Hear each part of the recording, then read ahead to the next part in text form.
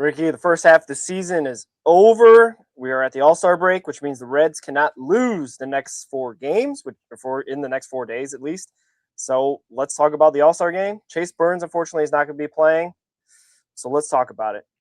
Let's talk about it.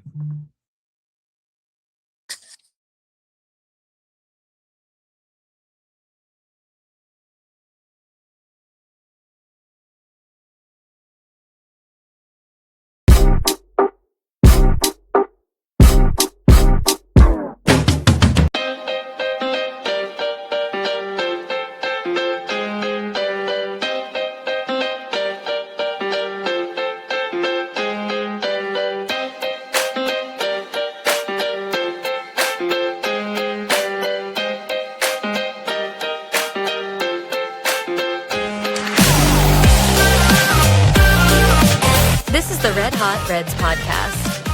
Here are your hosts, Ricky Logan and Roger Straz.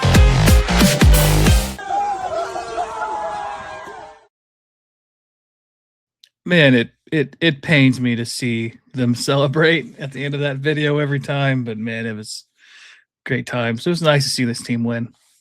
Yeah. We're going to get more into it. Welcome to the Red Hot Reds, Cincinnati Reds podcast, hosted by myself, Roger Strauss, and Reds on SI writer Ricky Logan. Ricky, it sounds like we've got your inner thoughts already on this week. This has been a kind of interesting week. Some highs, some lows. We didn't necessarily eliminate all the peaks and valleys, but I don't know. I think this is the type of week we can expect from our Cincinnati Red Legs. A Chase Burns win, a Hunter Greene win, and then nothing really much else. Except for maybe a little bit nice performances here and there. But like, what were your feelings on the week just right off the bat? It sucks. I was at the game Wednesday night, and I got to see back-to-back home runs with Stewart, Ellie, and Blade, which was cool. Outside of that, we've had a really good outing by Hunter Greene. Chase Burns is Chase Burns, and we've got to see Nate Lowe gonna get back going too, just in time for the trade deadline. So just a bunch of meh. Yeah. Some Geno bombs in there as well, mixed in with Number some blisters. Yeah, some blisters in there as well, Ricky. So that's starting to pop up. So we can talk about that a little bit with Mr. Nick Lodolo. We'll start off the show with Ace Burns, the guy that you saw live in person, 11-1 on the season. Like before, I don't know. I know I talked about how Mr. Andrew Abbott had a pretty good first half of the season. I don't think he had 11 wins. I think he went into the All-Star break 9-1 or so with like a 1.75 ERA. Chase Burns is right there, 11-1, 2.54 ERA. So really close, really nice stuff. Is literally the one reason, or maybe Hunter Greene is reason number 2 to go to the ballpark to see your Cincinnati Red Legs. But like, what did you see in person when you saw Chase Burns? Yeah, he didn't have his best stuff. He was having a hard time locating pitches and getting guys to chase. He walked 6 in that outing, but still kind of kept the runs off the board, only allowed 3 runs over 5 innings, just 3 hits. He walked 6. That was the issue, but that's what got him. But we also got to see a Schwarber bomb too. They had the tarps off crew up in the right left field bleachers, and every time Schwarber got up the bat, they were just yelling "F you, Schwarber" the whole time, which was kind of cool. Like, it got loud. Like, it got really loud. I'm not sure if the TV cameras picked it up or not, but I mean, it was loud. And of course, he made us pay with a rocket shot off of Rhett Louder. But Chase Burns. I wish he was pitching in the All-Star game. I kind of get the decision not to. Just putting the team first and not worrying about accolades for himself, which I'm sure he's going to get another All-Star opportunity with the way he's pitched this year and the way he's developed. But you hate to see it happen, but like I said, it is what it is. Yeah, going back to Chase Burns, kind of a really uneven start, but he battled. That's something that he hasn't really have to do too much this season. He's usually got his top stuff where he's striking out 7 to 8 to 9, 10 guys. Only 2 strikeouts on Wednesday night when you saw him. But yeah, the walks kind of haunted him a little bit, as they say. The crowd was nice the first 2 games. 3-2-1 Tuesday, I think they had 34,000 plus.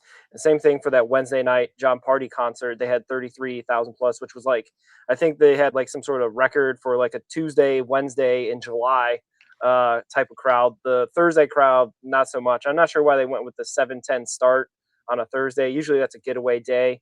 The crowd came out there like a getaway day, and the Reds also treated it like a getaway day, just kind of folding it up and saying, yeah, we got our one game of the series. We didn't get swept, which last year was a badge of honor, right? 2025, it was a badge of honor to fight to the end, even if they were, 2 games down in the series. But now I feel like, at least now we'll get into the Cubs series in a little bit. It's I think that's what we are to expect. We're to expect one every 3 games. The Reds are going to be competitive at the very least. They should win maybe 1 out of every 3. And what does that give you for like a win total record? Probably not great. It puts you in definitely the bottom half of the league, definitely the bottom of the NL Central. But yeah, I guess we will have at least some nice moments. Unfortunately, that nice moment of the All-Star game was kind of robbed from us. We talked about it a little bit before the show. Like, the decision was made after Tito talked about, Chase Burns will be ready for the All-Star game on Tuesday. And then all of a sudden, I guess he woke up the next day sore and is now his groin's hurting him. And he made a decision, which my tinfoil hat went up, just like when Ellie made a mutual decision to not be in the World Baseball Classic because, whatever else was going on, because he was rehabbing, coming back from his, what was it? Is it partially torn quad or something like that from 2025? Yeah. So, yeah, I get it. The player's health is paramount. I mean, there's a bunch of guys that are missing. The Miz supposedly is missing. Skeens is going to miss. It seems like just Christopher Sanchez and Chris Sale are going to be the only like top end starters that I think that are available for the All-Star game, I believe, unless, when we're recording this, at time of recording, that's all I've heard at least. But anyway, yeah, so like they get 1 game, and then they also kind of wasted another, Brady Singer gem. So it seems same old, rinse and repeat for these Cincinnati Redlegs. And at the very least, I guess, Brady Singer's value for trading has gone up just a little bit, which is kind of, I think, the mindset that I'm in. Is like, I'm watching this team to see how well they perform for the possibility of getting prospects in return. And then, obviously we're a big prospect show on Minor League Monday. They'll be very interesting. In the next couple of weeks, we may have some shows and reaction videos to if that should be the situation. I mean, it can't be, right, Ricky? Like, we can't be in a situation where these Reds are going to stand pat. I don't believe. We got a lot of expiring contracts, a lot of guys that are going to be their last year arbitration. I don't know. Anyway, that just kind of came through my mind. Hopefully that's not the case. But anyway, we will get into that on another show for sure whenever all that transpires. But yeah, I don't know. Hey, what are other thoughts about your guy, Chase Burns?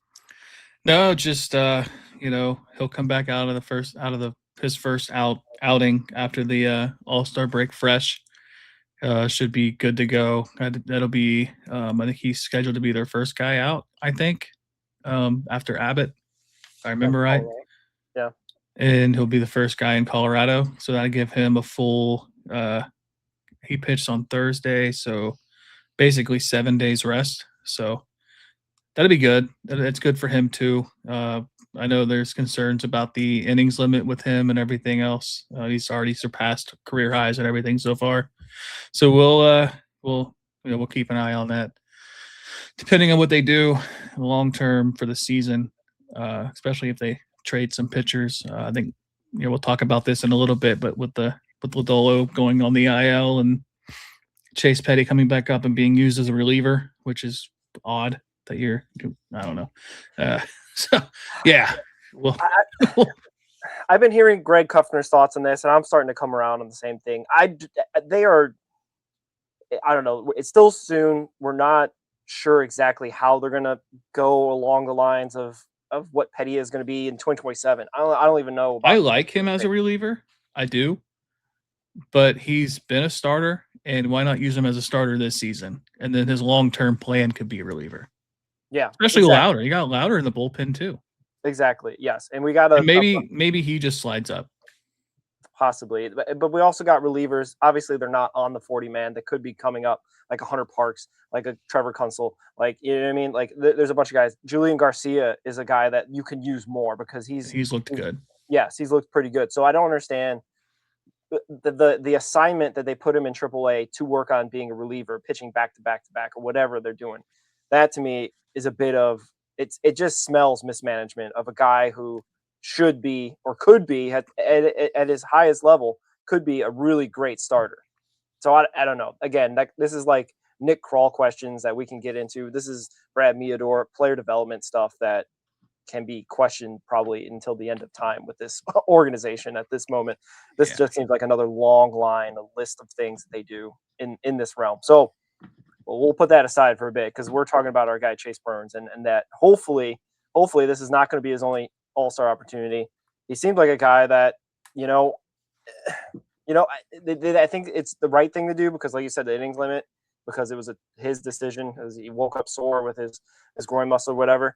But hopefully the Reds will be so bad that he does not have to pitch possibly into September, which I know would be disappointing for the fans, but we're talking about saving him for 2027 and beyond. Yeah.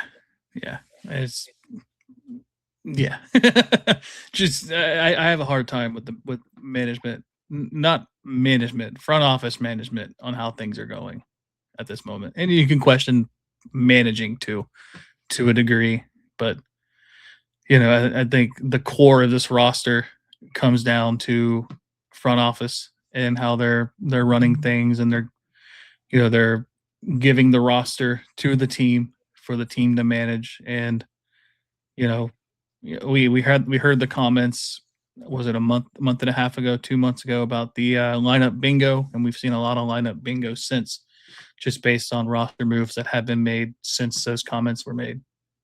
Yeah, and some of that, lineup bingo.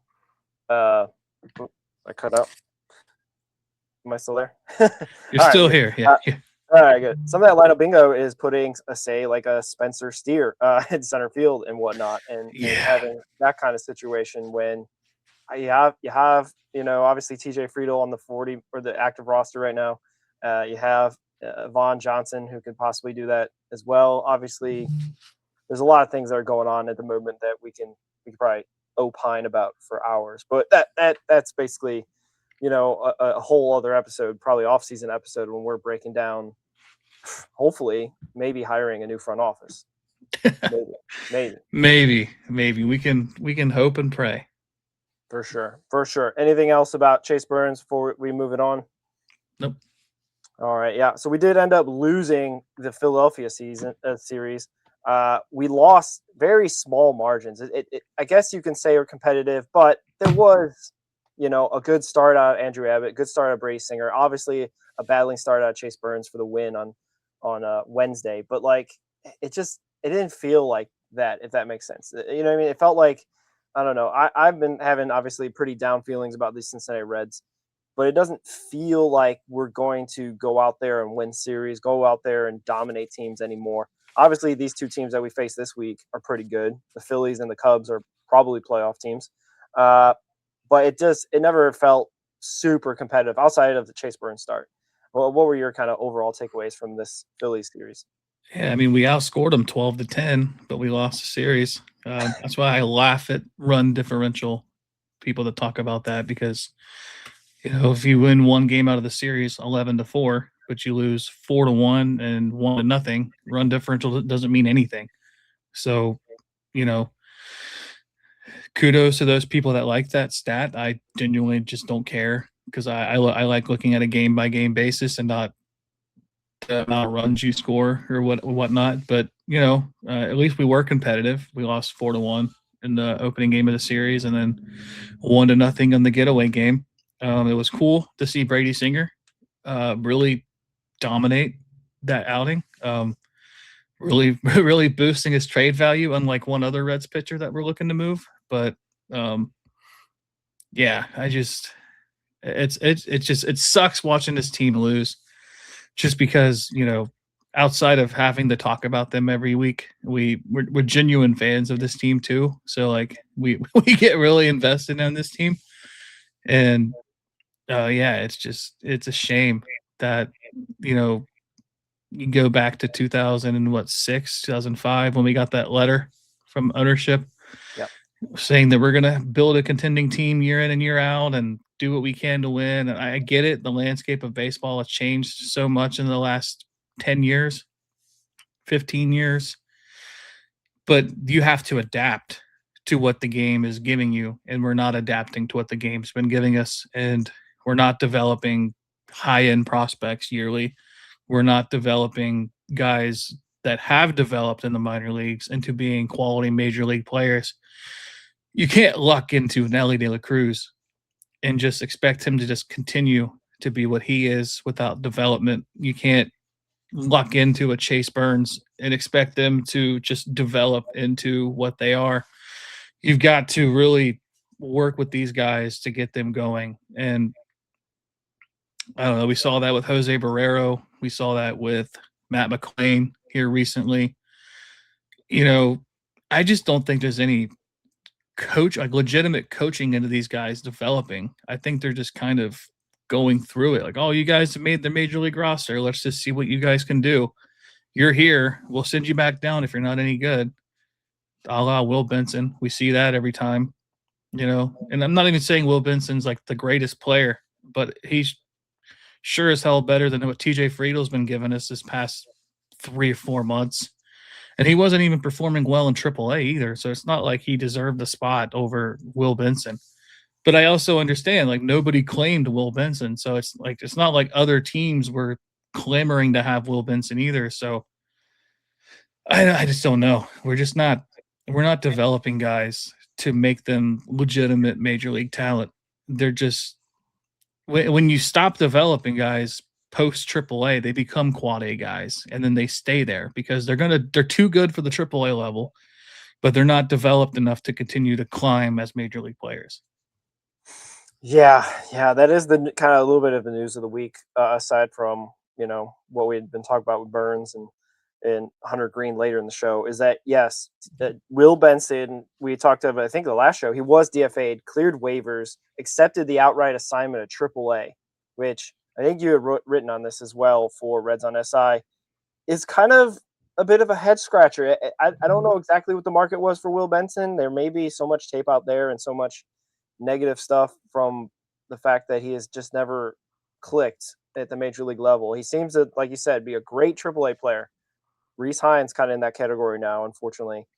A couple other guys possibly along the lines of the last couple of years for the Cincinnati Reds. But Will Benson is now still in the organization at AAA Louisville, and I've been watching him play as well. And you root for the guy because you want him to maybe find a home. I don't know if this is going to be his home. Cincinnati Reds seem to be pretty sold on they know for sure, like, this is not, you know, we saw this kind of same thing at play out with CES.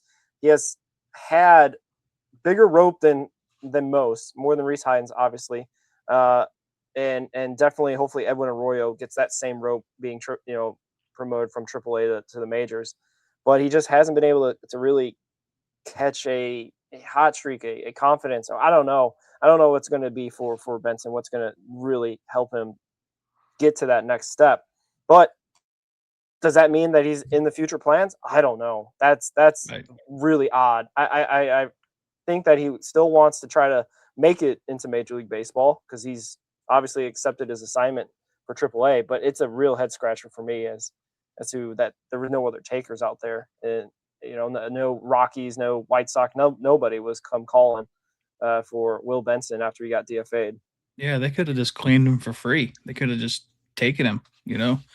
But, you know, like this season, he's striking out over 33%, nearly 34%. He had his opportunities to play earlier in the season. You know, he'd come through with like a pinch hit, base hit. You know, he'd have his moments with that. But then when he got the chance to start the following game, he would go like 0 for 3 with 3 strikeouts or 0 for 4 with 4 strikeouts, which sucks because you're really putting a lot of emphasis on a guy to be ready the next day after pinch hitting. And that's his only opportunity that he gets. So I understand the issue with that also. And I want to be clear too. Like I like Will Benson as a person. I think he's a good dude. I think the clubhouse loves him. It's just the consistency with him stringing together great games or just good games in general. Just wasn't there this season. He had a stretch last year where he won Player of the Week, but he really never built any consistency off of that, and he still struck out last year over 32% of the time. So strikeouts were high for a guy hitting 10 home runs. It's just, you want the success for him just based off the person that he is, and he seems just. I'd love to have a conversation with him just to talk to him, because it's got to be tough going through what he's gone through, especially with Francona. You can date that back to Cleveland. I don't know if there's any personal feelings there, because it's based off comments that Tito said. It seems like he likes him. I don't know. Maybe Tito just doesn't like the flashiness of him when he does something. I don't know. Maybe that's part of it. There's people, that throw out the R word with Tito, saying that, he's racist or whatnot, but I just don't buy into that. There's too many examples that prove otherwise for other players on this team. So I just don't know. Yeah, there has been kind of a running narrative that there's something that he has against Benson, but he's kept him on the team longer than any other of those bubble players that we talked about in the beginning of the year. That we outlined, and some of those bubble players are no longer in the organization. So I don't know if that's proof or not. The thing that's been kind of frustrating with, say, a Will Benson type of player is when Tito came into the organization, he was always talking about getting players that did not strike out a lot, that would walk more, that would not give outs away on the base pass. You know what I mean? Like raising the floor. And I thought last year, and we probably share the same thoughts, and a lot of Reds fans probably share the same thoughts, is that Tito has raised the floor on this ball club. Like, we are not going to commit as many errors out there defensively. We're not going to throw the wrong base. We're going to, do all the little things that help you become winning ball club. And we saw that in April as well. That's why this, I guess, tone the last couple months have been so dour, so sad and upset, is because April looked like them raising the floor possibly again, not committing an error in the first 11 games of the season. Ellie looking like an MVP type of player. Sal Stewart looking like a rookie of the year level player. The pitching was being put together by, glue and tape and sticks and whatever, because all the injuries we've had, but that happens with a lot of teams. You know what I mean? Even the Dodgers have their pitching injuries, and the Cubs and have their pitching injuries. So it's like, that's part of baseball, in modern baseball nowadays. But it just dropped out May 1st. Like, everything, the floor on this team just went from here to the basement. And it hasn't really been picked up since. There's no signs. I know we've had some episodes where we talked about signs of life. The signs of life are a bit fading, I feel. Will they win games, from here till the end of September? Yes. But will they go on a run? Will they make an honest effort at the playoffs? I don't think so. And it feels like we're taking steps back in that, giving outs away, striking out. And that organizationally has to come from not just Tito, because he's obviously just the guy that sets the tone in spring training, as a lot of guys say. They've been witness to and have heard him talk about the game and everything. But the organization's got to bring in players or keep players that do adhere to those type of values, those type of principles of not giving outs away, walking more, being disciplined, hitting to the right side of the infield when they need to. All those things, that small baseball things that add up to winning baseball. I don't know. This team does not look like 2025 version that I remember. And it seems like we're not going to make that turn and turn back into a winning ball club. Yeah, I mean, right now we're the fourth worst team in the National League. We're ahead of the Giants at 40-55, the Mets at 40-57, and the Rockies at 39-58. We're 43-52. Lost 6 of our last 10. 8 games out of a wild card spot. We are, 15 and a half games out of a division. And yeah, it's, Cardinals are kind of struggling here at the moment. They've lost 6 out of their last 10, but the Pirates continue to do what the Pirates have been doing this season, just stringing together small winning streaks and not as many losing streaks as winning streaks. The Pirates kind of look like the Reds last year. And, the expectation was for them, the Reds, was to build off of last year, which is what we hoped in 2024 off of 2023. You wanted them to build off of that. And it feels like that's not a managerial issue. That sounds like it's a front office issue, or maybe it's the other coaches. I don't know, because we saw with David Bell, him building off of that, not building off of 2023, and then not having Tito build off of 2025 going into 2026. I just don't think that it's a true managerial issue at this point. I think it's a front office issue with everything that's been going on.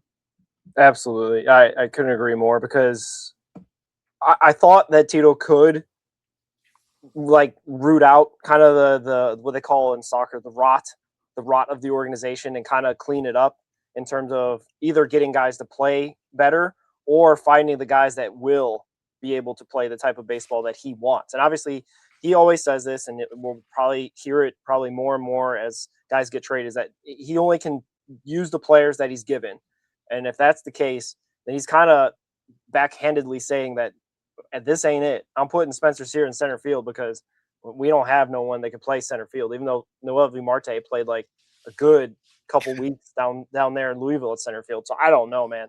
There's a lot going on here with regards to this organization. Like I said, that could be a whole other podcast that we're probably going to do in the off season in terms of what needs to be done, what needs to be fixed, because we could go on and on about that. But there is one guy that hasn't been here this first half of the season that is finally starting to maybe get it together, maybe give a little bit of signs of life, get some pitching performances that will get you out to the ballpark. And we'll talk about him after this ad.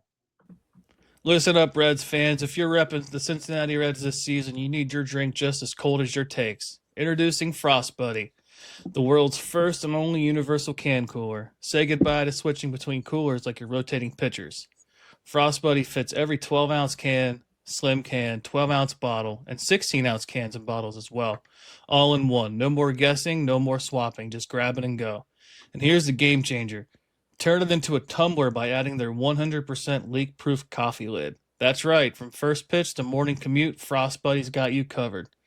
So whether you're tailgating, watching from the couch, or celebrating a Reds win, this is the only cooler you'll need. Grab your favorite team's Frost Buddy now and keep it cold all season long. Well, Cincinnati Reds lost the series against Philadelphia. Wasn't the biggest surprise. Ricky, you at least got to see a bunch of home runs, and John Party was awesome. So then we go into the Cubs series. My expectations were not very high. Obviously, Hunter Greene did not look great his first outing, but Friday, my goodness, City Connect Friday with the old City Connects, I believe, City Connect 1.0, he just looked awesome. 7 innings, 12 strikeouts. What were your thoughts when you saw Hunter Greene on the mound on Friday? I don't know how you can doubt him. There's some people that talk about how he's just kind of underwhelming or whatnot, and it's just like he's been the best pitcher on this staff for the last 3 years, and I think he's just been slighted by comments from the organization, by beat writers and stuff like that about his health and not having a desire to play. But I think what gets lost in that was his return last year going into the playoff race, and he had the elbow issue at the same time, and he pitched through it, and he threw a 1-hit shutout against the Cubs in a pivotal series to try to get to the playoffs. And his domination over the Cubs has been great over his last few starts. I think I put it out there that his last 2 starts against the Cubs, he's allowed 4 hits, no runs, 19 strikeouts, and he's just been phenomenal. And I think eventually the Reds will have to make a decision on his future with the team. Not this year, probably not even next year, but I don't know. Greene is awesome, and I think our show gives him the love that he deserves more than most, and a lot of shows do give him the love, but I think he just needs to hear it and feel it, that he is QB1 for this team, pitcher number 1, and should have won pitcher of the year in 23, should have won pitcher of the year in 24, probably could have won it last year, but Abbott was really good last year, so I think that was kind of deserved. But yeah, I mean, he's the ace of this staff, and and that's not even a knock on Chase Burns, because Chase Burns has been phenomenal. But Burns is still so young. I don't think he's earned the right to be the number 1 starter on this team, but he's pitching like it. But Greene, just I don't think there's any words like I could use to describe how much he means to this team. Yeah, absolutely.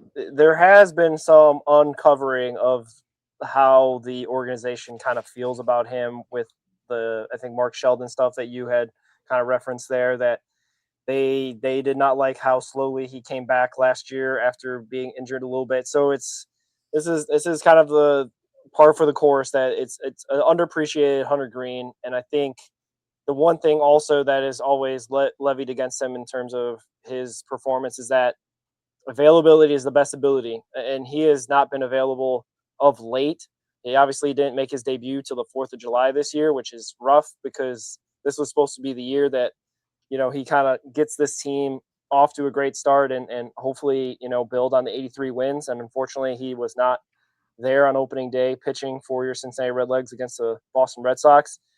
But that being said, in the time that he has been available in 24 and 25, I think Bryce Spalding put it out there on X, the Everything app, 2.75 ERA. So when he is out there, he is going to pitch well. The problem has always been with Hunter Greene is that he's not always out there. He's half-season green, if you will. He's a guy that's working through stuff, or, you know what I mean? He knows his body well, because when he did have that setback last year, he came back and pitched well in July and August and helped this team get to the playoffs, and then end up starting game 1 of the playoff wild card series against the Dodgers. We won't really talk about that, but you have to be able to be available to be as dominant or to help this team win in any way possible. And unfortunately, Greene has not been. Now, you can say that about a lot of pitchers, right? Like, there's been so many hard throwing aces out there that get injured, miss time and everything. Unfortunately, we have missed him in a critical time where we were really struggling in May and June, and now he's back in July. Maybe we start to get more than just Chase Burns quality outings. Maybe now we're going to get 2 every week, Chase Burns and a Hunter Greene quality outing, which would be nice to see, I guess, for the fans, that we'll get 2 wins every week instead of 1. Oh, you're muted. No, that might not be good for the Reds, though. Yeah, well, it's still two out of 4, or 2 and 4, like they went this week. Is still 2 games under, and if they keep anyway, we can go down this path, my cynical ways. But yeah, the other thing out of this series that came out of it that I wanted to touch on, extra base Ellie might be back.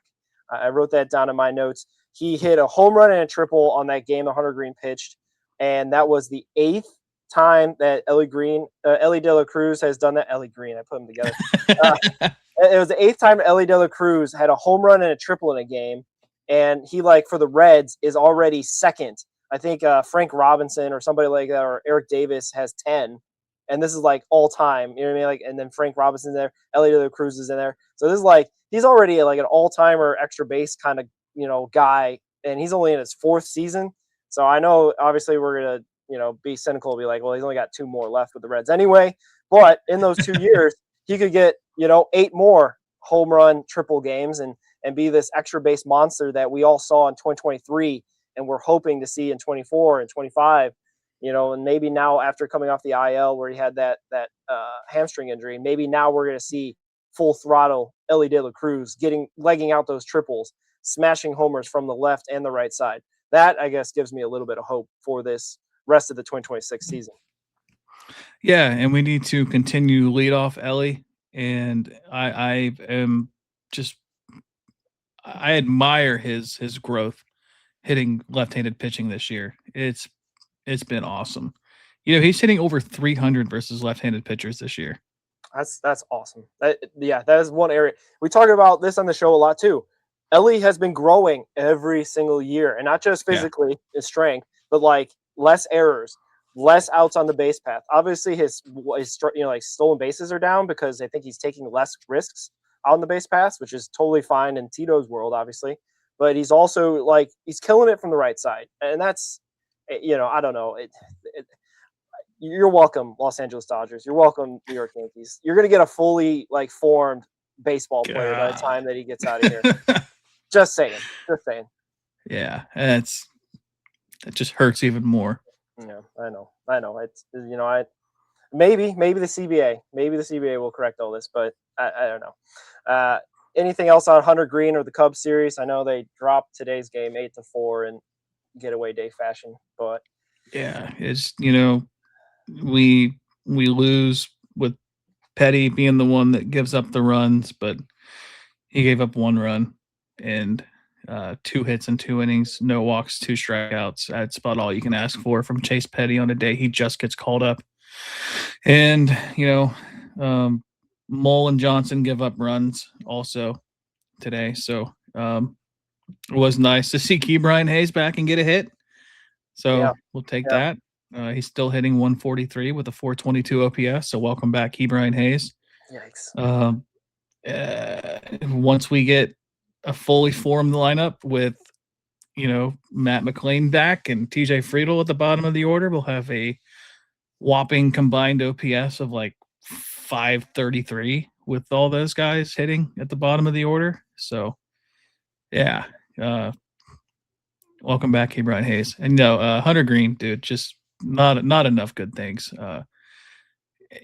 It'd be so nice, hopefully, knock on wood, to have a healthy Greene and Burns pitching together with Abbott going 1, 2, 3 going forward. And, that's talking about the future with potentially Louder and Petty in the rotation as well. And maybe even Brandon Williamson when he comes back. Yeah, for sure. That'd be nice to see that because we haven't heard about B. Will in a bit. Hopefully he had that fatigue shoulder stuff. So I have to look up to see what he's doing because I haven't seen any rehab. I think the last that I heard is he hurt his finger in a workout or something like that. It was something weird. Yeah, but I think is he on the 60 day? I think so. Yeah. Okay, so they'll have to make a roster move to bring him back up too. And talk about finger injury. Nick Lodolo left Saturday's game with blisters yet again. Kind of color me surprised. Yeah, I would say he's on the 15-day, I think, right? He wasn't even on the 10-day injured list. So, but that puts you well past or right there about the trade deadline. So that I don't know what you do with that. He does have 1 more year control, which I guess you could just keep Nick Lodolo 1 more season. Have arbitration for 2027, and then maybe trade him next year.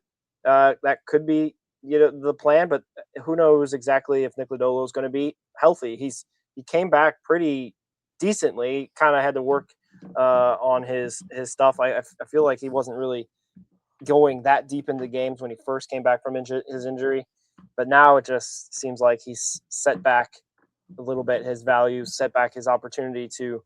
Yeah, exactly. What does this mean? I'm feeling old. That just means I'm surprised. Okay, good. I was afraid it might have some other significance for some reason. But anyway, yeah. Any thoughts on Nick Lodolo and his blisters? I'm gonna write about it, but I think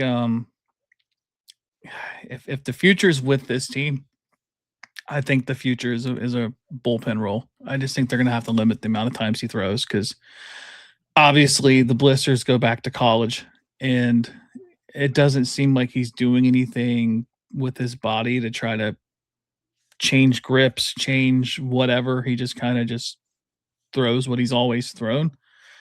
And I'm not a medical expert by any means, but I was always under the assumption that calluses and blisters occur from strengthening that part of the body. And I don't know. I just think there's an issue there. I don't know what you do about it. I don't know how you figure out how to get rid of it. I just think it's just part of who he is. And I don't know, maybe he can pull a Rick Ankiel and learn how to play the outfield and hit. Maybe. I don't know. It's definitely something that's permeated the Nick Lodolo experience since I don't even remember, like years and years and years. So I don't know. It'll be interesting to see what he comes back and what they do about it. I guess you could technically kind of still trade him, even though he's still on the IL. I don't know who would be really any takers on that, or if the value really kind of gets driven down a lot. But I would thought that I would think that the 1 year left of team control would be very appealing to some teams. But I don't know. It seems like there's a lot more Spencer Steer rumors out there than Nick Lodolo or Brady Singer for that matter. So yeah, we will talk about it if it ever happens.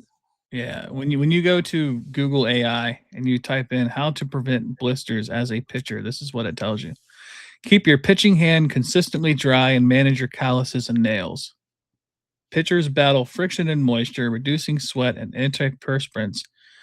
Rosin bags and dry towels limit the skin softening that leads to tearing. Here are specific actionable steps to protect your fingers. Control moisture. Apply a light coat of spray-on antiperspirant to your palm of your hands and fingertips before practice and games. Between innings, keep your hands dry by wiping with a towel. Use a rosin bag or plunging your hand into a bag of rice. Filing, not cutting your nails. Do not cut, pick, or peel off calluses. Use a pumice stone, emery board, or a callus shaver to gently file down thickened areas until they are completely flat and smooth. Nail maintenance. Keep nails trimmed to a smooth, rounded edge so they don't dig into adjacent skin or cause friction. Use clear nail polish or liquid bandage to reinforce weakened, cracking nails before they peel. Well, I'm guessing he's doing none of that, is my guess. I don't know. We don't know what he's doing, but we've heard the comments that he's got abnormally moist fingers. So you would think that would be a thing that they would do, just try to keep a bag of rice in his back pocket or something. I don't know. Yeah. We're obviously being kind of tongue in cheek about this, but it's a reoccurring issue. You'd think that'd be something that he'd be like, all right, what could I do to make this better? Not just do the same thing over and over again. Yeah, for sure. I don't know. We could talk about this probably for a long time as well and to do different tangents, what have you. But that's the Nick Lodolo experience. I don't know if, he'll probably go to some Milwaukee after his 6th year of control, and probably they'll figure out his blister issue or what have you. He'll go to some cold weather place where his fingers are not as slippery. I don't know. It is what it is. It's I don't know. It's kind of funny. But yeah, Nick Lodolo hopefully get back stronger. Yeah, it's just we can only hope. Yeah. Well, yeah. Anyway, we're gonna preview our first half grades now that we're the All-Star break. We're gonna hopefully have passing grades for some of these parts of the organization, outfield, pitching, what have you. But we'll do that after this ad. I made the switch from traditional coffee to mud water because of all that caffeine was leaving me feel anxious. Mud water has a fraction of the caffeine, plus organic ingredients and functional mushrooms like lion's mane, reishi, chaga, and cordyceps that support immune functionality. It became a healthier part of my morning routine, and I genuinely enjoy the rich flavor. If you want to give it a try, use our exclusive link, mudwater.com/allglovesoff, and you'll get 20% off your first order.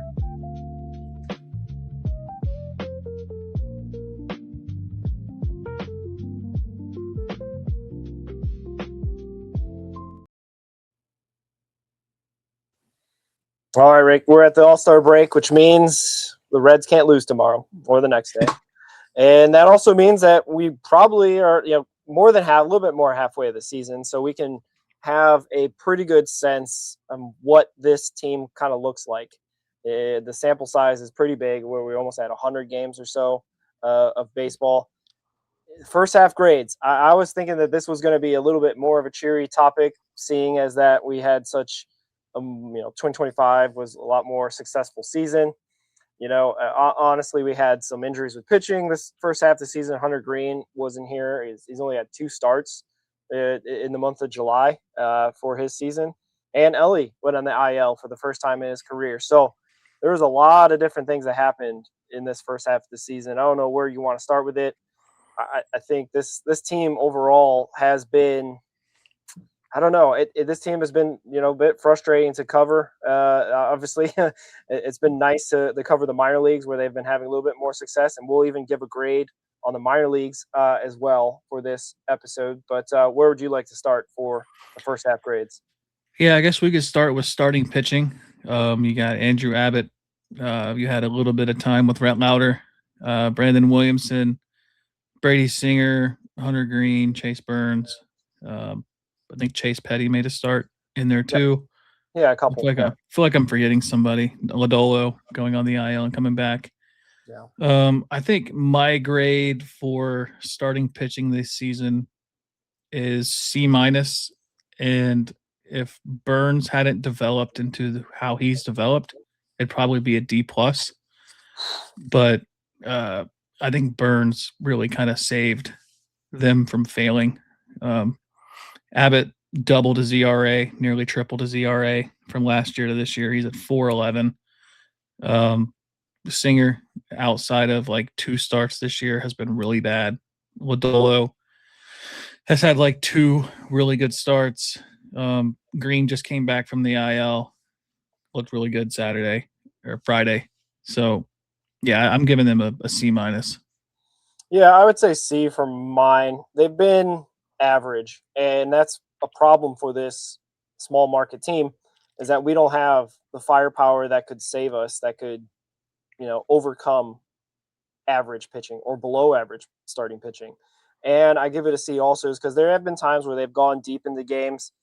They haven't hit the heights that they hit in 2025. We had 3 complete games in 2025, 3 complete game shutouts, I believe, from Lodolo, Hunter, and Abbott. That hasn't happened this year. It may happen in the second half of the season. Maybe now that Hunter's back, he might have a nice start here or there. Maybe same thing for Abbott, but I don't know. Lodolo seems to be a 5 and dive guy now. Singer seems to be a guy that struggles to get out of the 3rd and 4th inning at sometimes. So it's been really uneven, and that I don't think that's the reason why they've been so bad. That's the problem. It could be like 2024 where their pitching kept them in the games. Hunter had the best season of his career, but we haven't really had that level of performance out of these guys. So that's why I would land on a C.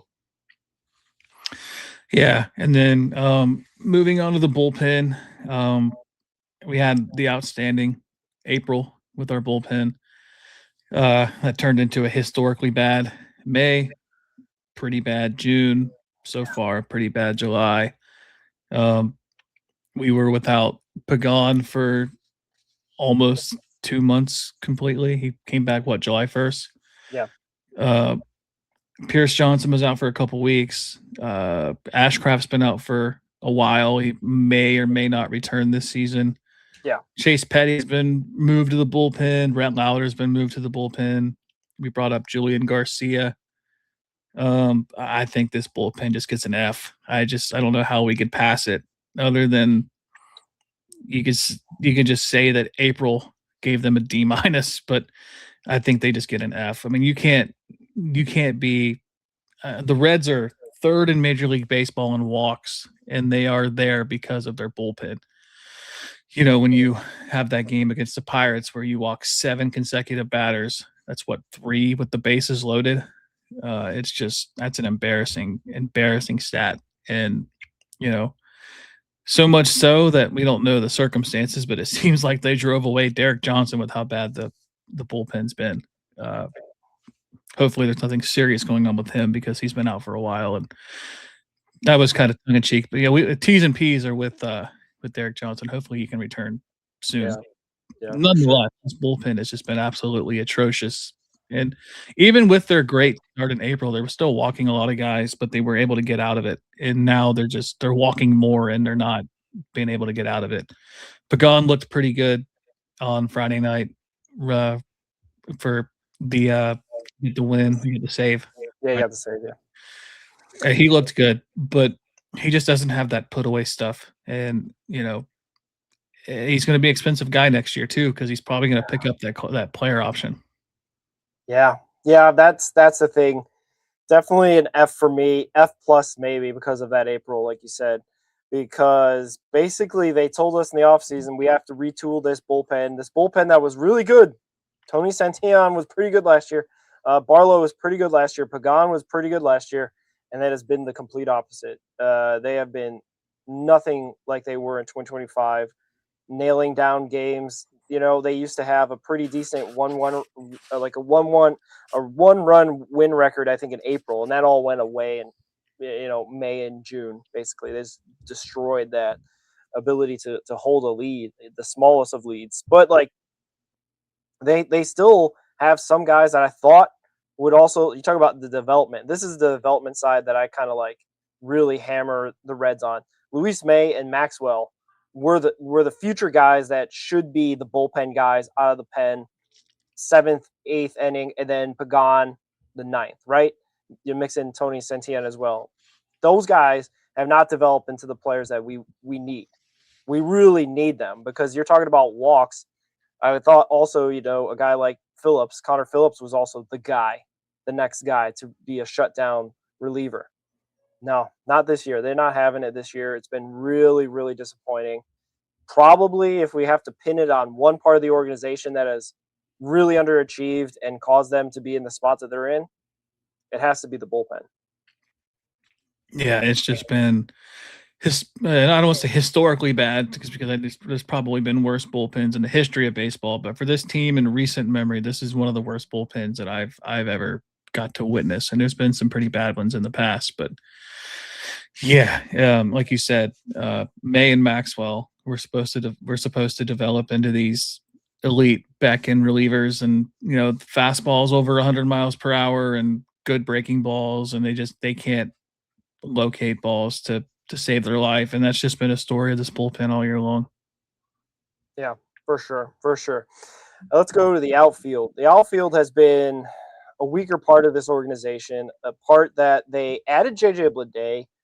They've got Spencer Steer, a converted, infielder that played first base, Gold Glove level first base last year, but because of the emergence of Sal Stewart, he has to be a full-time outfielder for the most part, aside from the adventures at second base and what have you. But you also got a TJ Friedel, who's been really kind of underachieving.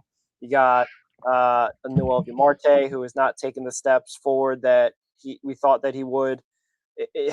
There's a lot of frustration around the outfield. Obviously, we had Bleday May or JJ Bleday, but outside of that, this has been kind of a really, Reese Hines and Will Benson as well.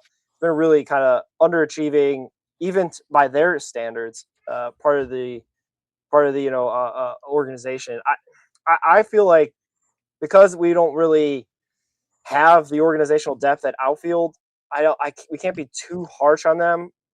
I feel like maybe B minus C plus for the outfield, because we still had obviously JJ Bleday perform well. We still have Noel Marte, who could turn into a decent outfielder. Spencer Steer could still be a decent outfielder. I don't know. The TJ Friedel brings it down for me. So I say probably B minus C plus, which is probably generous. Yeah, I think I'm going to go with like a D minus, D plus. Only because the only bright spot for the outfield has been Bleday. Friedel, 181 average, 529 OPS. Bleday has really cooled down since his hot May. He's at 242, I think, 846 OPS. Steer, I guess you could consider him a bright spot, but I think he's more of a bright spot for the team as in general, not just by location, just because he has played everywhere. This outfield's been so bad. They've had Matt McLean, who can't hit, move to center field. And I think this is going to be a reoccurring theme for me. It's going to be very low grades, but I think the outfield has been the weaker part of the team. There hasn't been that one guy that you can say, oh, he's been really good outside of the month of May for Bleday. But I'll be generous and just say D plus. D plus will be my generous. You get Hector up there, he could turn that into a C minus. So we'll see. Michael Toglia. Yeah. Let's go. Yeah. I think I was being generous because I think we don't expect much of our Cincinnati Reds outfield. It hasn't been a strong point of this team since Nick Castellanos, since Scotty Schubler. You know what I mean? Like we're going way back, before the pandemic. I mean, you could say that they're the best outfield that I can remember would be like, I forget what year, 2014, 2015, when they had Bruce Sin-Chu in the outfield. Johnny Gomes was in the outfield in like 2012, and that was a decent outfield. And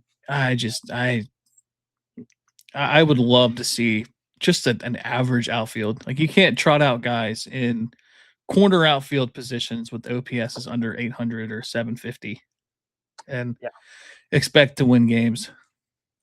Yeah, it's been rough. It's been rough. But we'll move on then to the infield, a strong point of this organization.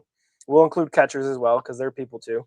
And I don't know, the infield has been obviously the strong point. You get Ellie, you get Stewart, you get Gold Glover Brian Hayes, you get a mixture of catchers that have come in and out of the organization because Trevino's been hurt, Stevenson's been kind of okay.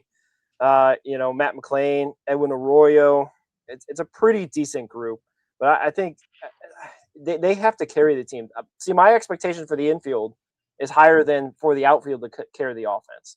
So that's why my grade for the outfield was so generous, is because I don't expect, Noelvi Marte to be the lead, the leader in the offensive categories. Should he hit? Yes, he should be hitting.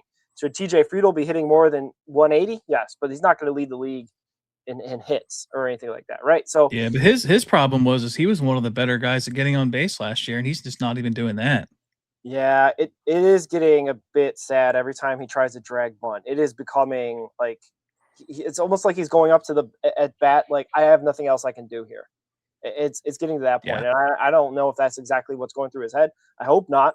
Like I'd rather him just swing away. He's hitting 180. What's the worst he could do? I mean, if you want a bunt hit, you call it. You pinch hit TJ Friedel. You have him hit if you want a bunt hit.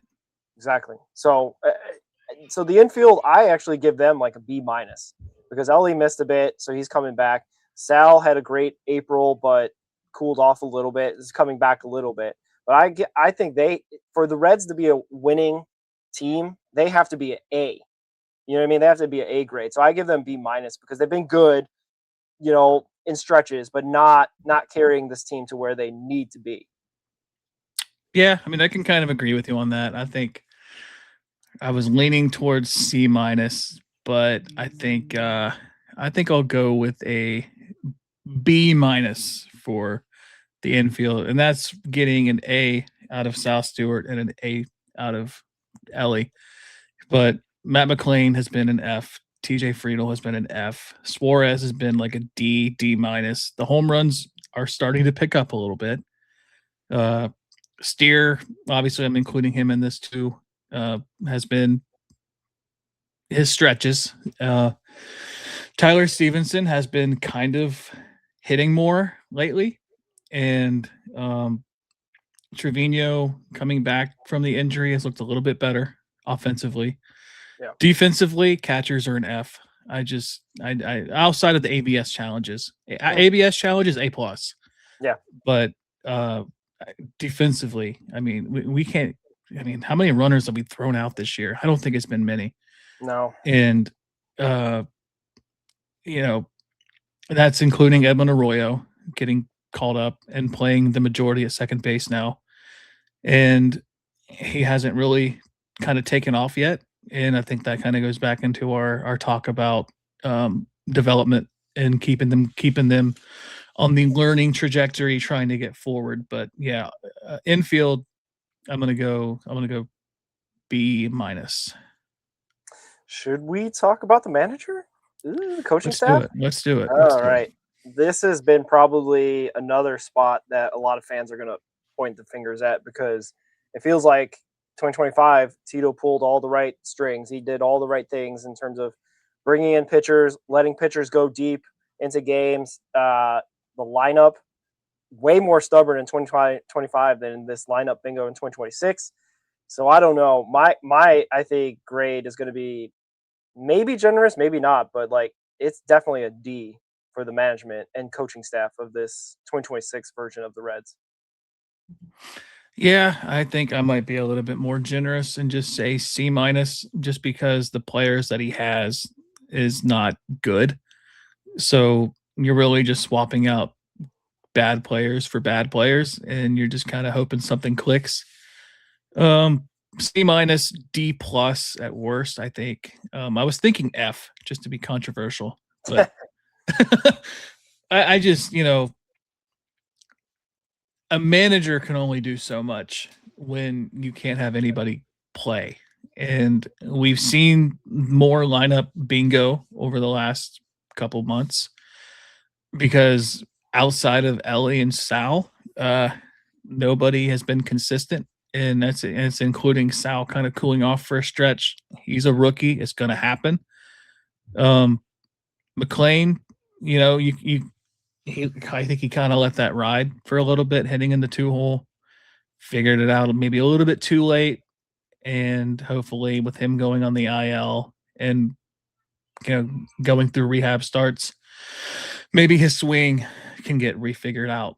I just don't know what it is at this point. I don't know if it's between his head or if it's just that he's just not as good as we all thought he was based off of 2023. But manager, I'll just say D plus. Yeah, that's fair. And the thing is I would say this roster, this 26-man roster, is better on paper. Now that's different than, obviously, you look at TJ Friedel, and on paper he should be better than his stats, but he's not. So there's the reality of it all. But I feel like this team with, Nate Lowe is probably one of the better bench players we've had in recent years. And he's been obviously not, killing it. Otherwise he'd probably be starting more. But when he does get his opportunity, he does take advantage of it. He had a whole great series at the end of April that he won the series against, I think, who did they play against? The Tigers, I believe, at that time. So, he's got better players to work with. That's why it's a frustrating thing with me. I know he can't control the outcomes, but he can put the players that he thinks are going to win the game the most in the right position. So that's the frustrating part about me. Putting Spencer Steer in center field just felt like a cry for help. Yeah, that I don't have the players. And that's frustrating because we know there's guys in AAA that can do it. So what are we doing organizationally is the next step. So, front office, Ricky, I don't even know if we want to fans, you can get your comments below what you think about the front office. Great. But I would say the front office actually has been better than what we think. They did sign Nate Lowe. Like I said, they did sign JJ Bleday. They, have drafted a couple pitchers and drafted ACL Reds star Steele Hall. So, organizationally, I think on the whole, they have been pretty good of late, if we're going to go that. When it comes to the roster construction of signing relief pitchers, getting Eugenio Suarez, signing Pagan to a player option instead of a mutual option, I would say maybe I give them a C overall, which is, I feel, possibly generous. But, Bleday had a player of the month. We haven't had a player of the month in Major League Baseball, Ricky, and since Joseph Daniel Votto, I think, in 2021. So there's that. Yeah. You want to move on to the front office? Yeah. I gave my grade. I said C for them. So I don't know what you can, or you got something here? No, I was just thinking for the front office, I'm going to go with this. Hey, well, there we go.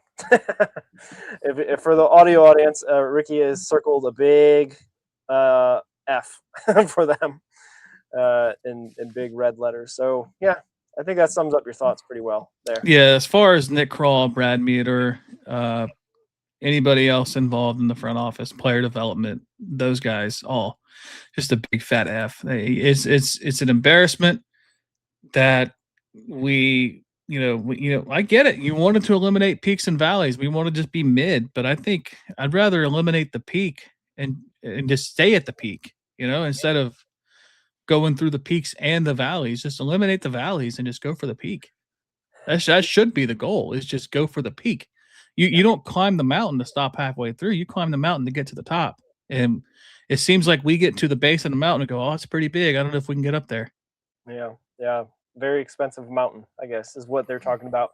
But it's not even that. It's player development. It's how we draft, and I'm not talking about this year's draft. We'll have our comments on this year's draft on a future show. But and the draft goes back quite a ways. It's a weird process that we go through with, I mean, you would think that with all the ways these other teams, especially in the division and around baseball, like the Rays, like the Brewers, like the Mariners, like all these other small market teams, and I wouldn't even classify the Reds as a small market. I would say we're more of a mid market. I think we're the 5th largest media market in the Midwest. I think that there's ways to do this. We're just not doing it. Yeah, and that's why they've been calling for a change at the front office. Get a guy in there that the Reds are using analytics. They just maybe are not using the right ones. You know what I mean? The Marlins hired a Tampa Bay Rays guy, and they're the best team in the month of June, and they're in possible playoff position in the wild card for the Miami Marlins, a team that I think last year, the stat I threw out there, their active roster payroll was less than what Juan Soto gets in 1 year. They had like a $42 million active payroll. It's probably still around there, but they are they're making like the most out of all these guys that they have down there on small contracts. You know what I mean? I don't know. There's a lot of issues with this front office.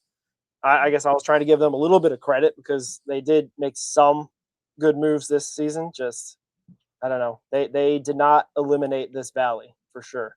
This valley, we are stuck in it at the moment, and we're not Death Valley at this point.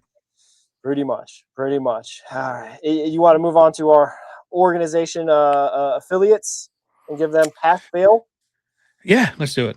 All right. So we'll start with AAA Louisville. They've had some good performances. Some guys that obviously Enwood Arroyo got called up this year. What would be a pass fail for you? H-Rod's been good. Well, what do you think? Yeah, I think AAA's, I would consider them a pass. They are over 500. They're 47 and 43. They've had, their share of promotions reached a major league team. We're still waiting on Hector. We're probably going to see Trevor Kunsel at some point this year. Could potentially see Michael Tolia at some point. I wouldn't even rule out Michael Chavis at this point if we're tanking. I wouldn't even possibly rule out Austin Hendrick at this rate, just because if you eliminate TJ Friedel, I think Austin Hendrick hits better than TJ Friedel, and that says something. Like right now, yes. I'll just say pass. It's C+ or better. Yeah, they've had definitely some good performances. They've had a bunch of guys that have killed it down there. You know what I mean? Like Noel V. Marte, when he was down there, was killing it. Benson is hitting over 300 since he's been back. Hector Rodriguez has been great. They had some decent pitching. Obviously Julian Garcia got promoted, but Chase Petty was pretty good at the time. So I'd definitely give them a pass. All right, moving on to AA Chattanooga. What were your thoughts there? Well, they started out the year great. I think they were the top minor league team through April and parts of May. They've cooled off. Ruben Ibarra has just been on a home run hitting streak. I think he homered again today. I would give them, I would say, 2 home runs. Okay, cool. I will give them a slight pass just because of how much they've cooled off. Now, their new roster that they have going into the second half of the season with Alfredo Duno, Kian Vu, Carter Graham, Carlos Sanchez, seeing those guys, Cam Collier kind of starting to warm up a tad. It's going to be an interesting lineup because a lot of those guys are probably going to be in AAA at some point this year, if not definitely for sure next year. But yeah, I'll give them a slight pass this year. I give them definitely a pass because I think the name of the game is development as well, because Carlos Jorge's been great, got promoted. Jose Acuna's been great, got promoted. Leo Balcazar, a little bit disappointing. Hopefully he'll be in AAA next year, like you said, but has been hitting 240 for most of the year. So he's got to start figuring a little bit out. He's on the 40-man as well, so it's a guy that the Reds value a lot. So hopefully he can get it going. Cam's been okay as well, Cam Collier. The other guy, that Hunter Parks, also got promoted and could be a guy that could be in the majors this year. You talk about relief pitchers. He was at Chattanooga at the start of the year. Didn't give up a run until June, or something like that. You know what I mean? So like, and then he got to AAA, kind of did the same thing. So like, shout out to Chattanooga. They've developed some guys, right? So that's the name of the game. So I give them definitely a pass.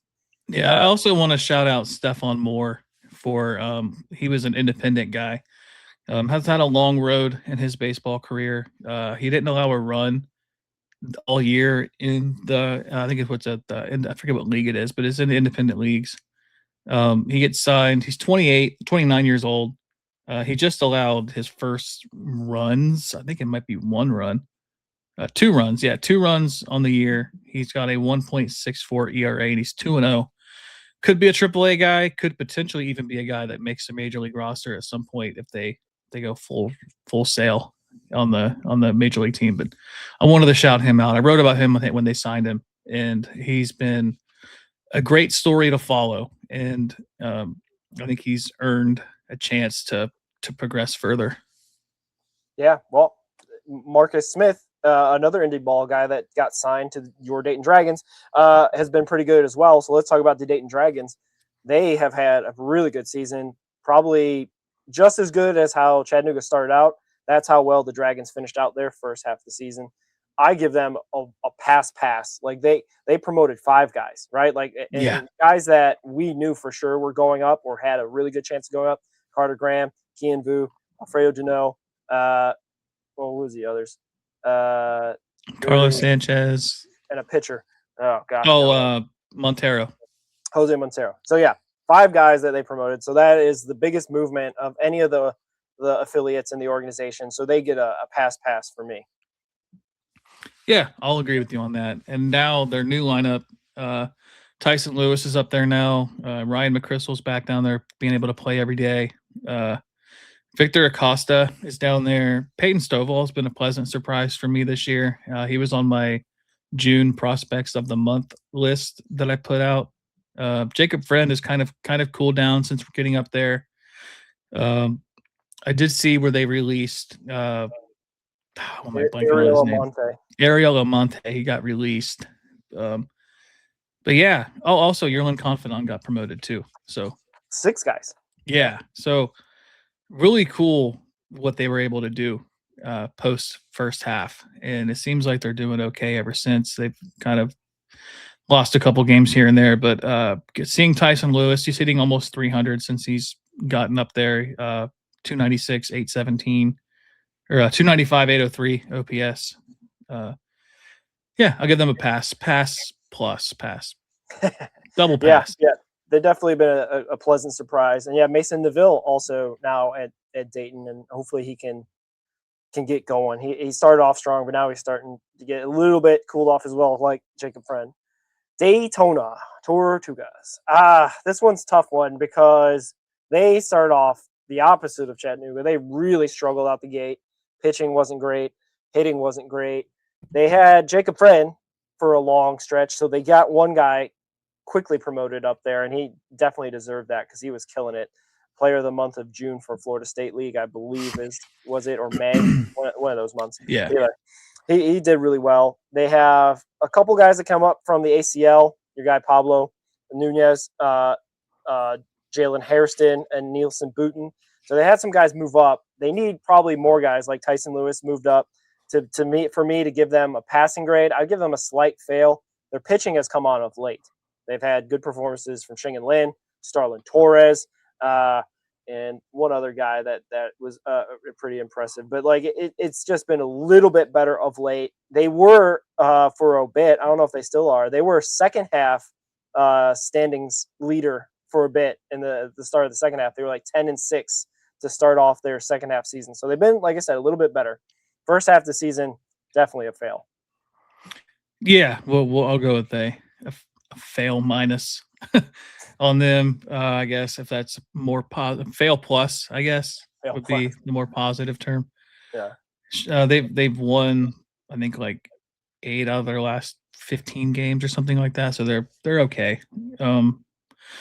Yeah, Ichiro Kano has kind of figured it out here lately. Drew Davies probably gets promoted, but yeah, not great. Actually, he just got assigned to the ACL. He went the other way. Unfortunately, dang. I don't know if he's working on something, kind of like a Mason Neville did when he was with Daytona. Mason Neville went down, retooled. Or maybe he's taking the Mason Neville route where he goes down the ACL, and then the next time we see him, he might be in Dayton. There's that possibility as well, because that's what Mason Neville did a month ago or so. So hopefully get figured out with that.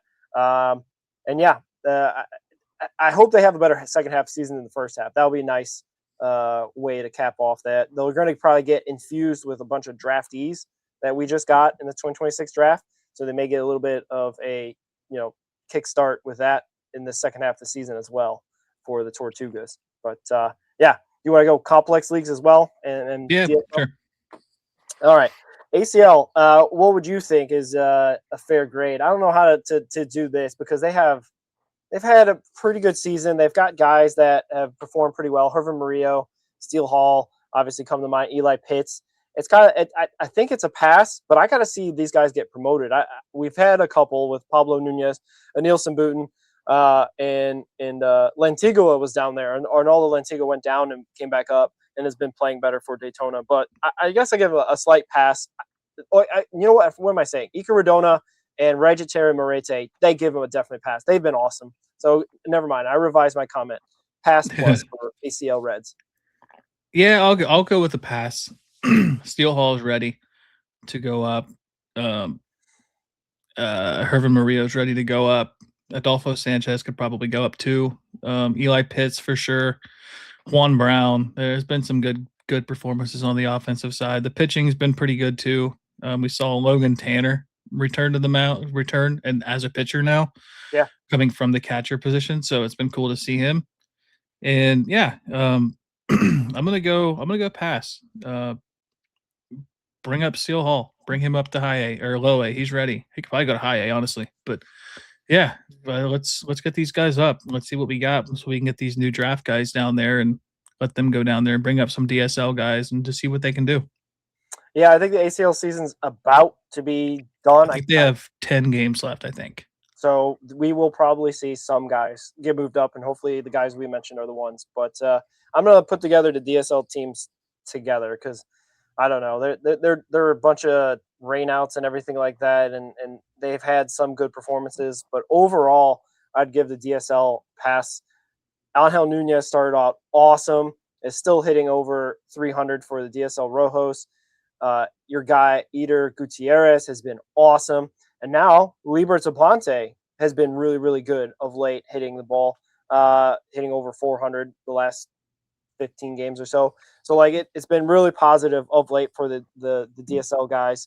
The pitching a bit up and down. I feel and that's what you kind of get with these guys at times.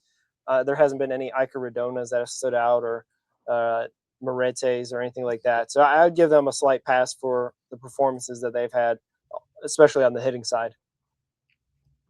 Yeah, I mean, it's hard to judge young kids, but as far as pitching goes, Jose Navarrete has been pretty well. 7 games, 26 innings, 30 strikeouts, 2.42 ERA. He's 18. He turns 19 in September. This is his first year in the organization, and he's looked pretty well. He's walking a few more than you would hope, but it's also the DSL.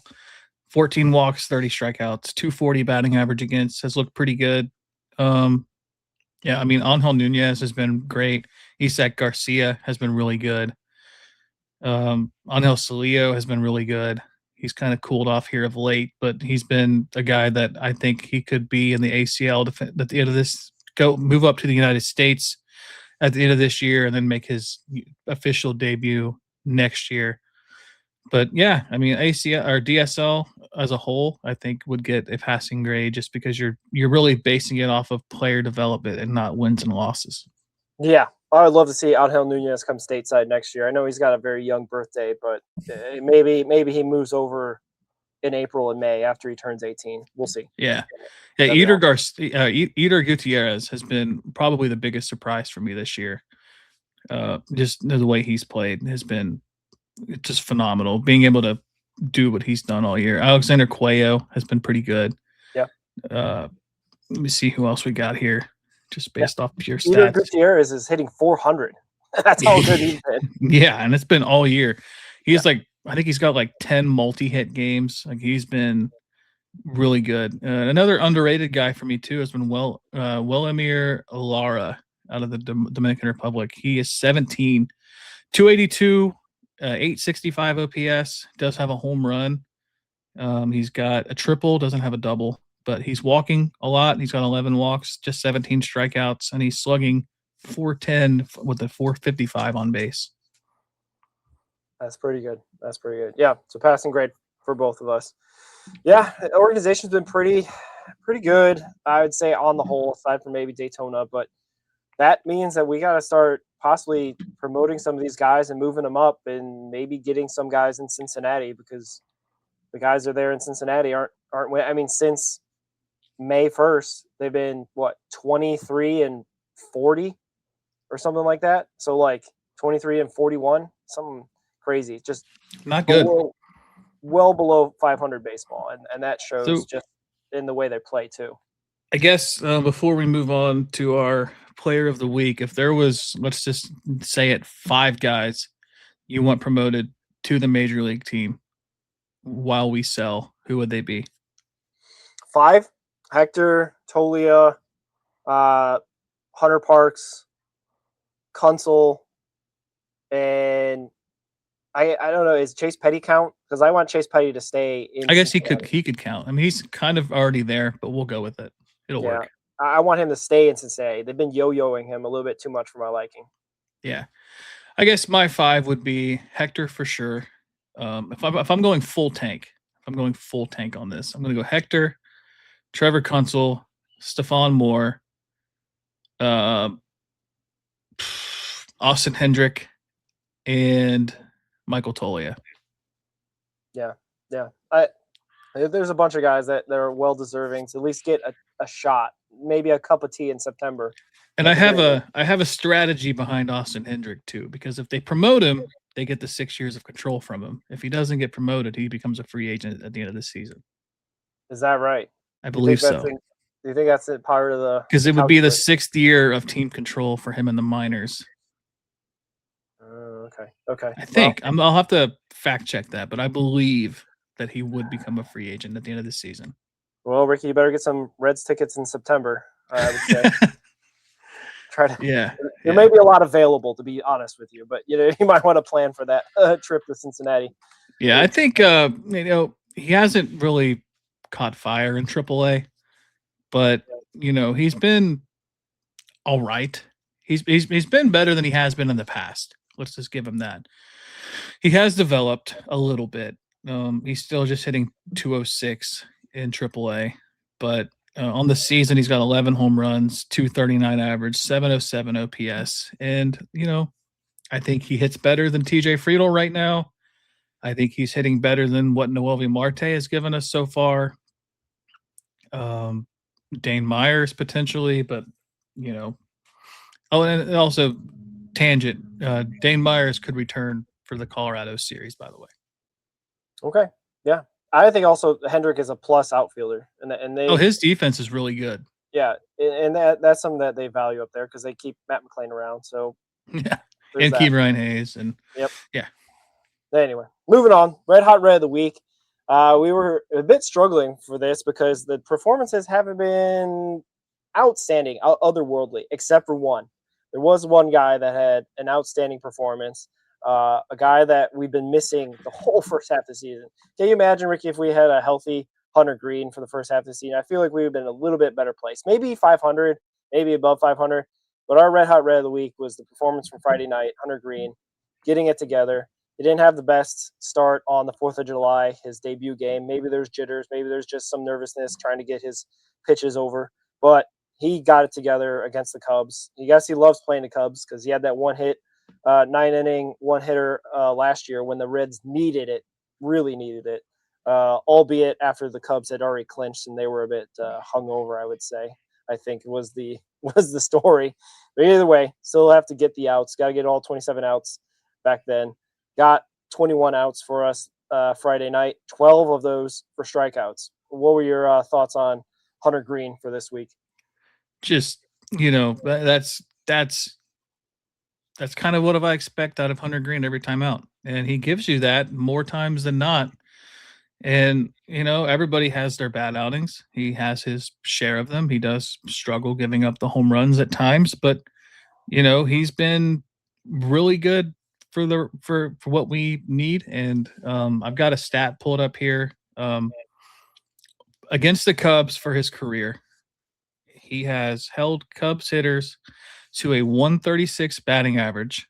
That is the lowest opponent batting average by any MLB pitcher against any opponent in the modern era, minimum 10 starts. Okay. Not bad. Not pretty good. Shabby. Well, yeah, that's great. And it feels like, if we could get more of Hunter Greene, I think the fans would be a lot more appreciative, because they'll give them a reason to get out to the ballpark outside of just, the Chase Burns start every 5 days. So hopefully we can at least get, like I said, I made the joke, just at least 2 wins a week. That's the, I guess, it raises the expectations a little bit more to see him pitch like this. Yeah. Maybe 2027 could be our year. Yeah, it could be. And you know what else gets the fans to the ballpark is having good players outside of just Ellie on the offensive side. And you can probably count Sal Stewart in that camp too, but he's just a rookie. You can't expect him to be the player number one. You need to have competitive players around your stars, and we have a bunch of mid minor league players at this point that they expect to just throw into the major league roster and expect them to work, and they're just not. You can't have one really good player on the offensive side followed by terrible on the other 9, and then have 1 or 2 great starters and just terrible, and have a terrible bullpen as well. It's just been great. And I'm not including TJ Antone in this bullpen discussion too, by the way. I forgot to mention him. Yeah. I wrote about him too. TJ Antone has been spectacular. I don't think he's allowed a run this month, and he allowed 2 runs last month. So he's been really good for this team. Wow. That wasn't a storyline going into 2026 at all, I would say. I was thinking he was going to be in AAA that whole time, but yeah, shout out TJ Antone. Good stuff. Comeback player of the year, I think, odds on, if you're a betting man. I mean, yeah, I wrote about that. I think just his story alone, coming back from 3 Tommy Johns in his career, 2017, 2021, and 2023. He made the comment earlier this year that he talked about he was going to retire and just become a coach. And, he has been great ever since he's come back, because I had stats wrote about him, but I'll just pull him up off MLB real quick. For his career, he has a career 2.41 ERA in 104 innings with a 121 strikeouts. Has a career WHIP under 1 at 0.97. Okay. And you could make the argument that he could be a closer for this team if we need to see if he can stay healthy long term going forward. But yeah, I mean, TJ Antone has just been spectacular, and coming back from Tommy John, he's pitching just like he has his whole career, and that deserves more attention nationally. Yeah, for sure, I agree with that. You did mention Sal Stewart, and that means that we at least see one Cincinnati Red at the All-Star game now that Chase Burns has ruled himself out, unfortunately. So we got that to look forward to this week, Ricky. Unfortunately, I think he's not going to be in the home run derby. I don't know. I think Ellie had always made comments like he'd like to be in the home run derby and whatnot. I guess we won't have anybody to root for unless you're from Middletown, Ohio, and want to root on Schwarber in the home run derby. But we do get to see, hopefully, an inning or so out of Mr. Sal Stewart at first base for the All-Star game. Outside of that, at least the Reds won't be able to lose any games. That's the joke I'm going to keep going to, because it's going to be kind of weird, I guess, because we usually hit this part of the season, and there's not many sports on, I guess, unless you're a Wimbledon fan or a World Cup watcher. This kind of gets to be a slow part of the year. But the Midsummer Classic still, I think, is worth tuning into, at least for a little bit, to see some of the best players out there. Obviously, Ohtani and Christopher Sanchez and Schwarber and all them. We're going to be out there. I think Judge is still hurt, right? I can't remember. I believe so. Yeah, so tune in for Sal on Tuesday for a bit, and then the Rockies for a 3-game set to finish the week. What are your takeaways from this week coming up? Yeah, it'd be cool to see Sal represent us in the All-Star game. That'd be just one positive note for the week. You kind of hope that they can play the way we've always played the Rockies over recent memory, but when you're as bad as the Rockies have been this year, you can't really expect to beat them. And hopefully we just get a lot of runs to where we don't have to rely on the bullpen to keep us close. We can just outscore them, which is the name of the game. But yeah, I mean, we play Friday, Saturday, and Sunday in Colorado, so it'd be nice. I have a friend that is going to be out there watching them Friday and Saturday, so it'll be hopefully a 2-1 weekend. Wow. Yeah. I said we get to win 2 times a week. This will be the one chance. We could get it. It'll be a positive to win 2 times in 1 week for once. But yeah, Colorado actually has been a little bit better than their historically terrible couple last seasons, along with the White Sox and whatnot, being the White Sox of the NL. They have some pieces out there. They still have that center fielder, that Gold Glover, Platinum Glove center fielder. How am I blanking on his name? Yeah, I can see his face, but I can't remember. But anyway, the point being is that I don't know if he's trade material out there. I know we're not in a position, obviously, to acquire his services, but maybe someone else is. Or did they extend him or whatnot? I can't even remember. This is not a Colorado podcast for sure. But I think 2-1 the week's fair, especially because I think we're going to have arrested Burns, possibly one of those days. Maybe arrested Hunter Greene, who just pitched on Friday. Doyle, yeah. So if we get 2 wins, because it's Burns and Greene against Colorado Rockies, that might be our Super Bowl, Ricky. That might be our World Series right there. It might be. It just might be. But yeah, any other thoughts before we wrap this up coming up? No, just we won't get to see Mr. Doyle play. I don't think he's on the IL, 10-day IL for the Rockies. They do have another Gold Glover, Ezekiel Tovar, The catcher? shortstop, and he is active, so we'll get to see at least one Gold Glover on their team play.